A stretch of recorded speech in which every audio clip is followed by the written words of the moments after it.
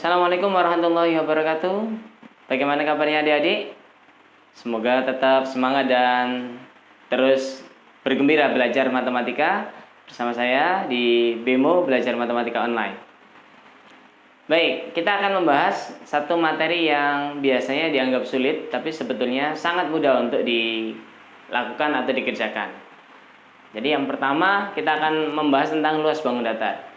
Coba bayangkan adik-adik, kalau kemudian kita diberikan 1, 2, 3, 4, 5, 6, 7 bangun datar, maka secara otomatis kita akan menghafalkan berapa luas bangun datar ini?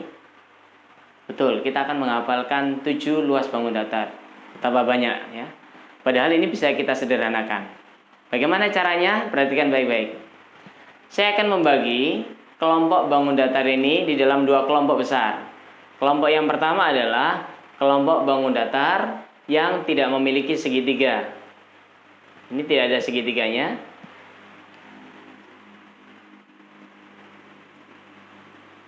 Yang di sebelah kanan dia memiliki segitiga. Ya, saya ulangi, yang sebelah kiri kelompok yang tidak memiliki segitiga, yang sebelah kanan memiliki segitiga. Saya jelaskan bagaimana merumuskan 2 kelompok ini. Kelompok yang pertama adalah bangun yang tidak memiliki segitiga. Bagaimana luasnya? Luasnya adalah cukup dengan mengalihkan bangun dikalikan tidur. Saya ulangi, kelompok yang pertama yang tidak memiliki segitiga, luasnya apa? Bangun dikalikan tidur. Misalkan kita pakai di sini adalah huruf B misalkan. Karena ini persegi, maka di sini juga B. Apa berarti luasnya? Biasanya kalau di buku disebutkan luasnya adalah sisi kali sisi. Karena sekarang kita ganti B, maka luasnya adalah B dikali B. Sampai di sini paham? Baik, berikutnya. Sama dengan bangun yang ada di atasnya, ini adalah bangun persegi panjang. Luasnya bagaimana? Luasnya sama dengan tadi, bangun dikalikan tidur. Misalkan kita kasih di sini adalah huruf C dan di sini adalah huruf E misalkan. Maka bagaimana luasnya? Bangun kali tidur yaitu C dikalikan E. Simple sekali. Jadi bangun apapun, bangun dikali tidur untuk mencari luasnya. Bagaimana dengan bangun yang ketiga? Coba perhatikan baik-baik. Kalau ini adalah bangun jajar genjang. Filosofinya atau gampangnya, jajar genjang itu adalah sebuah bangun persegi panjang yang didorong di bagian atasnya, sehingga dia ketika didorong ke sini, dia akan miring menjadi seperti ini. Jadi sejatinya bangun jajar genjang ini adalah persegi panjang yang doyong atau miring. Sehingga luasnya sama, bangun dikali tidur.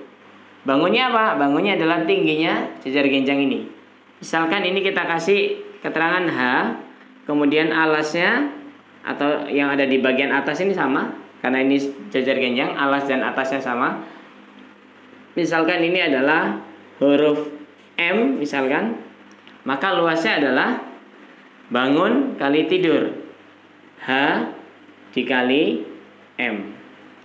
Hati-hati, posisi miring tidak mempengaruhi untuk mencari luas. Maka jangan perhatikan posisi miring, misalkan di sini nanti ada angka yang dituliskan. Sedangkan berikutnya, jadi tadi kita tuliskan bangun kali tidur. Yang di sini kelompok D ini adalah bangun-bangun yang memiliki gambar segitiga. Ini segitiga, ini ada segitiganya, ini ada segitiga. Begitu juga dengan layang-layang punya segitiga, trapesium juga demikian. Maka kalau ada luas yang bangun yang memiliki gambar segitiga, maka luasnya adalah setengah dikali bangun kali tidur. Bangunnya apa? Bangunnya yang posisi berdiri. Misalkan ini kita kasih huruf K. Kemudian di sini kita berikan huruf P. Maka luasnya adalah setengah dikalikan bangun dikalikan tidur. Gampang bukan? Begitu pula dengan gambar belah ketupat yang semua sisinya sama, hanya saja tidak memiliki sudut 90 derajat sebagaimana persegi. Ini yang membedakan belah ketupat dengan persegi. Kalau belah ketupat sisinya sama, tapi dia tidak memiliki sudut 90 derajat. Nah, bangun tidurnya di sini. Ini adalah bagian yang dibangun. Misalkan kita beri huruf apa ya? Misalkan W begitu. Kemudian ini yang di bagian tidur di sini. Misalkan kita berikan huruf Z. Maka luasnya adalah setengah dikalikan bangun yang posisi berdiri W dikalikan tidur dari sini ke sini Z. Maka luasnya setengah kali W dikali Z. Bagaimana dengan layang-layang? Hampir sama dengan belah ketupat. Maka luasnya misalkan dari atas sampai bawah. Ini kita berikan huruf S. Sementara yang tidur kita berikan huruf V misalkan. Maka luasnya adalah setengah dikalikan S dikalikan V. Bangun kali tidur. Yang terakhir adalah bangun trapesium.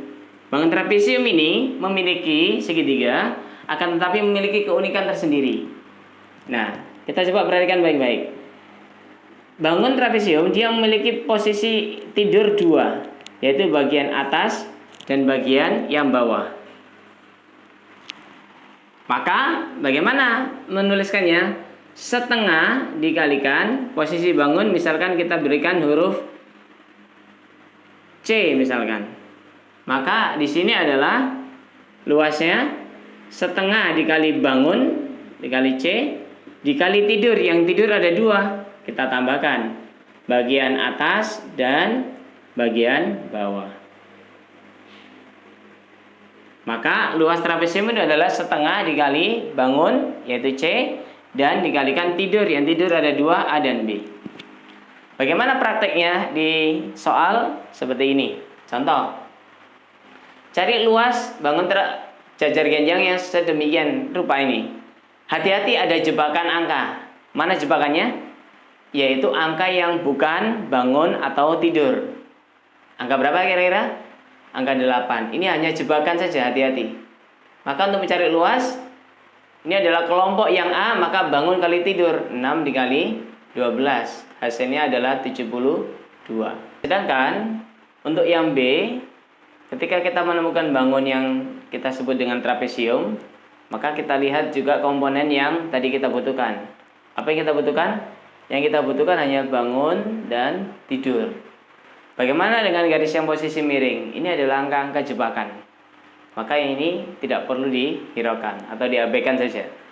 Maka kita cek di sini, ini yang posisi bangun, yang berdiri, kemudian yang tidur, posisi yang mendatar, yaitu ada angka 5 dan angka 10. Maka kita tuliskan di sini, setengah dikali yang bangun adalah 6, dikali yang tidur ada 2, kita pakai dua-duanya, yaitu 5 ditambah 10. Nah, seperti ini. 6 dikalikan setengah itu berarti 6 dibagi 2. Berapa itu? 3. Kemudian dikalikan 5 tambah 10 yaitu 15. Maka hasilnya adalah 45. Baik, cukup mudah bukan untuk mencari luas bangun datar? Sekali lagi kita buat kesimpulan. Yang pertama, kelompok pertama untuk mencari luas bangun datar adalah kelompok yang tidak memiliki bangun segitiga. Luasnya adalah bangun dikalikan tidur. Bangun kalikan tidur. Bangun dikalikan tidur. Sementara kelompok yang kedua adalah bangun yang memiliki bangun segitiga di dalamnya. Ada bangun segitiga itu sendiri, ada belah ketupat, layang-layang, dan trapesium.